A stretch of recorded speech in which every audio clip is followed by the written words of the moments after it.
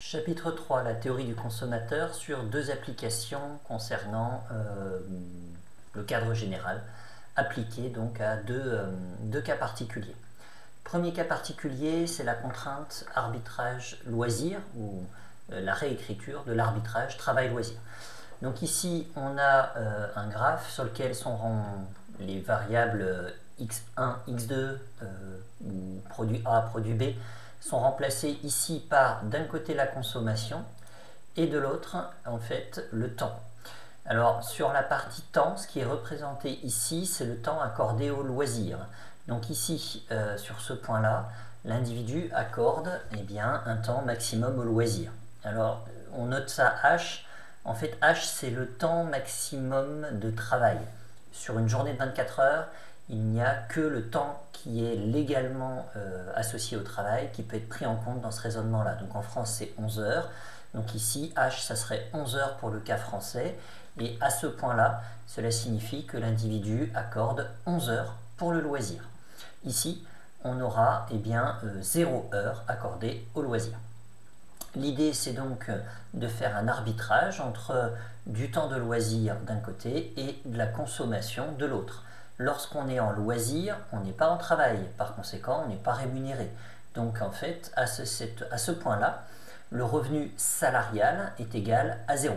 Et donc la seule chose qui peut être consommée par l'individu, c'est R. R, ce sont les revenus non salariaux. Donc par exemple les indemnités, les allocations, etc. Et donc on divise ça par le niveau général des prix et ça nous donne le pouvoir d'achat pour les indemnités salariales. Plus l'individu va accorder du temps au travail, donc ça va réduire son temps de loisir, parce que ce sont des heures qui disparaissent et qui deviennent du temps de travail, il va gagner un salaire. Et ce salaire va ici être croissant. Donc le point qui est ici est expliqué par une indemnité chômage, par exemple, ou bien une indemnité associée à une faible rémunération, allocation rentrée, etc. Et puis le salaire qui est gagné par le temps de travail. Si on prend l'autre extrémité de cette droite, ce point-là, on voit qu'ici on a une indemnité plus un maximum de rémunération. L'individu a pris 0 temps pour son loisir, il a donc travaillé tout le temps, la durée maximum de travail, et donc il a un salaire le plus grand possible, d'où le point qui est ici, qui s'écrit WH plus R sur P. Donc en fait R c'est toujours les allocations indemnités, mais on rajoute le salaire horaire, donc on est payé W, W c'est le salaire pour une heure de travail, H c'est le temps maximum légal de travail associé, qu'on a le droit de faire dans le pays considéré. Donc WH plus R, c'est le salaire ou la rémunération plutôt maximum qu'on peut avoir, divisé par P, ça nous donne le salaire réel, le pouvoir d'achat de cette somme. Donc on a bien une application de ce qu'on a vu dans les chapitres précédents avec des biens 1 et 2 sur un cas particulier, l'arbitrage entre travail et loisir. Un cas particulier, une remarque, ici on est quand même dans l'idée que l'aide est touchée et perçue par l'individu quel que soit son niveau de temps de travail, ce qui est quand même assez peu cohérent dans la vraie vie en général. Lorsque vous atteignez un certain montant de salaire, vous n'avez plus droit aux indemnités, donc en fait cette ligne-là ne devrait pas être droite, on ne devrait pas avoir une constante, mais dans la simplification du modèle, elle est là. Si jamais les allocations sont égales à 0, imaginons qu'on ait un pays qui décide de ne donner absolument aucune allocation à sa population, y compris en cas de non-travail, cette droite bleue serait décalée vers le bas et ce point-là serait décalé ici. Donc on aurait une parallèle qui serait ici et qui arriverait pile sur l'axe, puisque là, il n'y a pas d'indemnité, pas de salaire, aucune rémunération. L'exercice continue avec la mise en œuvre de la recherche d'un équilibre. Donc là, on retrouve ce qu'on connaît, à savoir notre contrainte dans le cadre de l'arbitrage travail-loisir. On retrouve la consommation, le temps et puis la durée maximum de loisir qui est en fait la durée maximum de travail de l'économie. Et l'individu qui a une carte d'indifférence. Donc ici, j'ai mis qu'une seule courbe d'indifférence. Et celle qui nous intéresse, c'est évidemment la courbe d'indifférence qui est le plus vers le nord-est, le plus en haut à droite.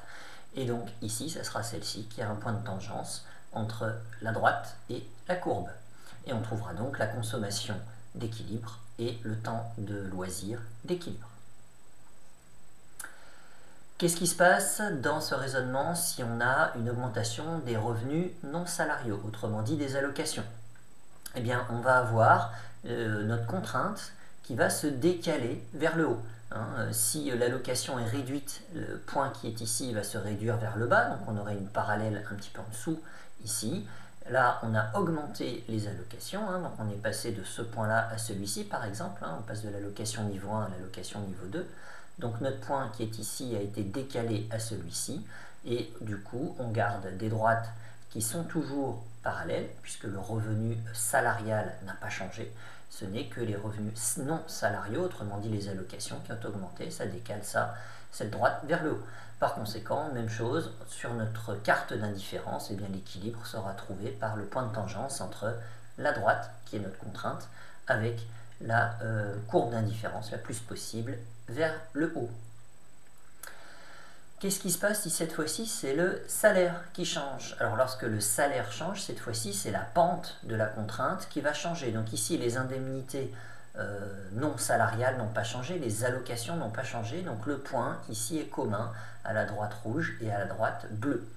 Par contre, le revenu salarial a changé, donc chaque heure de travail qui va apparaître ici, donc chaque heure de travail, on se rappelle, réduit le temps de loisir qui apparaît ici. Chaque heure de travail va être rémunérée par un salaire, et ici c'est l'idée que ce salaire est plus grand qu'avant, donc le point, on part toujours de notre droite comme dans le premier graphe, et on rajoute le salaire ici. Si mon salaire est plus grand, on va plus haut dans le schéma. Donc on a bien une pente ici plus forte pour cette droite rouge, et un point commun entre la droite rouge et la droite bleue.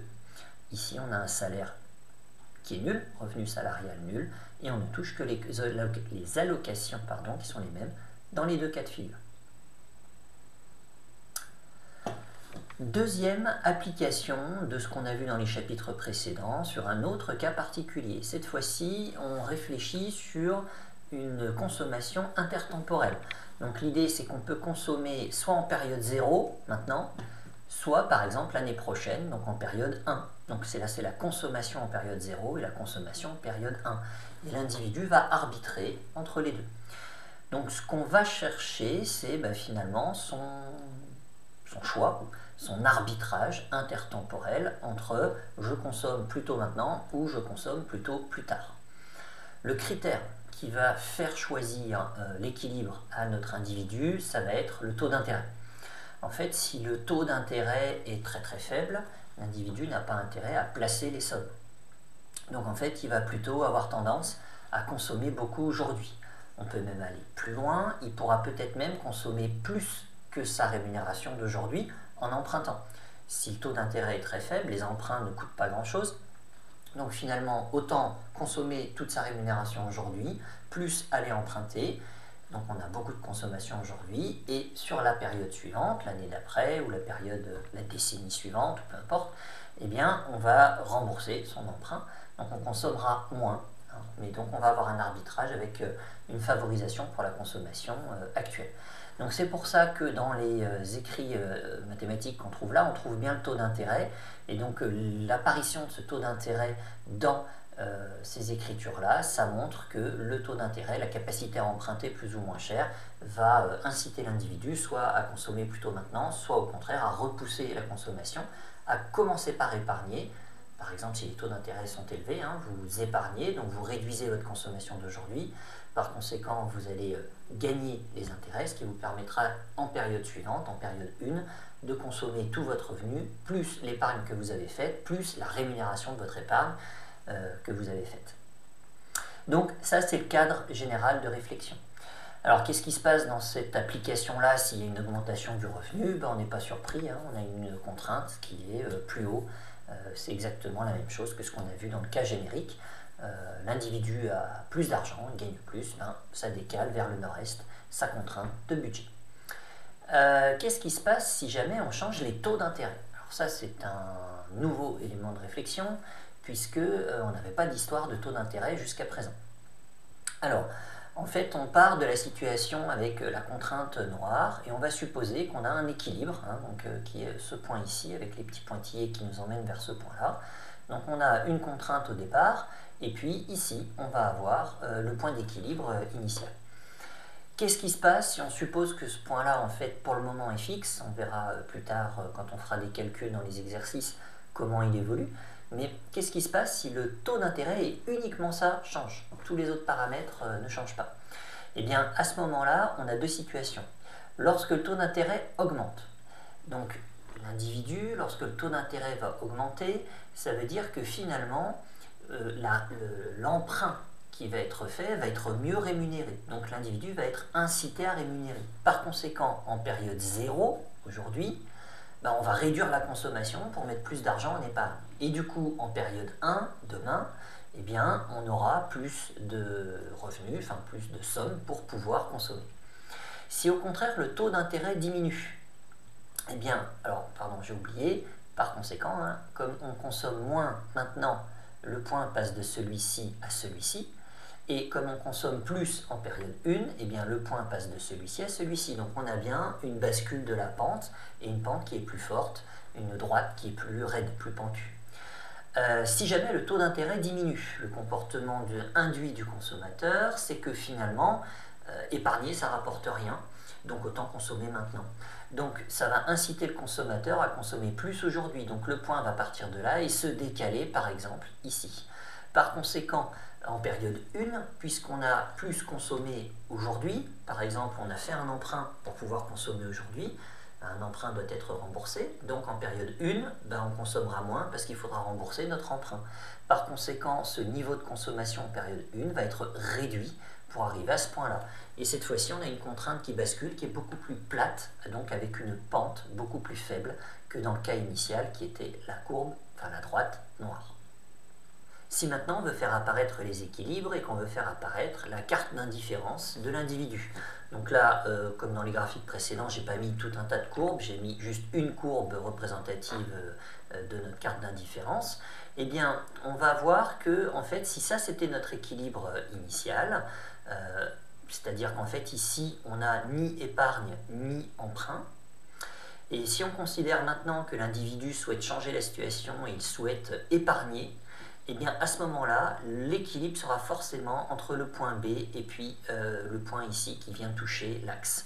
Donc par exemple, on peut tracer l'équilibre en A, et donc c'est sur ce segment qu'on va trouver les équilibres des épargnants.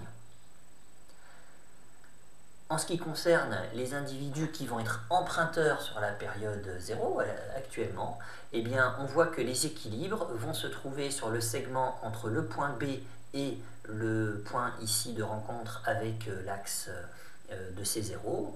B, on rappelle que c'est la situation d'équilibre où on n'a ni emprunt ni épargne. Et puis donc tout ce qui concerne les individus qui vont emprunter en période 1, en fait ils consomment plus en période 0, donc par conséquent on va trouver l'équilibre ici sur cet équilibre, sur ce segment, pardon.